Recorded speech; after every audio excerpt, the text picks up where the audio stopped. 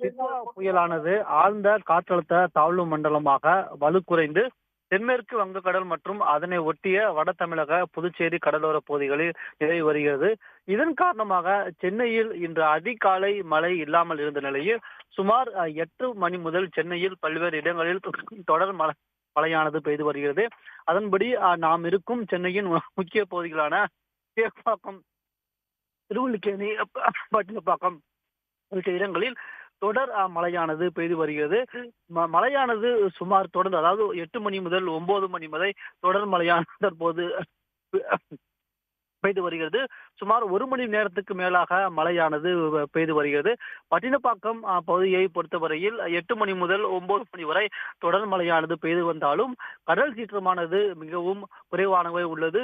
நேற்று இருந்ததை போல கடல் சீற்றமானது இன்று இல்லாத நிலைதான் உள்ளது.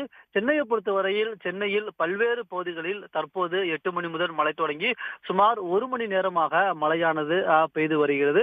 இந்த அதாவது டிட்வா புயலானது காற்றழுத்த தாழ்வு மண்டலமாக, ஆழ்ந்த தாழ்வு மண்டலமாக வலுப்பெற்ற நிலையில் இன்று மாலை காற்றழுத்த தாழ்வு மண்டலமாக வலுப்பெறும் என்று அறிவிக்கப்பட்ட நிலையில் இன்று முழுவதும் இதே மாதிரி மழை பெய்ய வாய்ப்புள்ளதாக ஏற்கனவே அறிவித்துள்ள நிலையில் அதே மாதிரி மிதமானது முதல் லேசானது மழை சென்னையில் பல்வேறு இடங்களில் தொடர்ந்து பெய்து வருகிறது. விவரங்களை வழங்கியமைக்கு நன்றி கண்ணன்.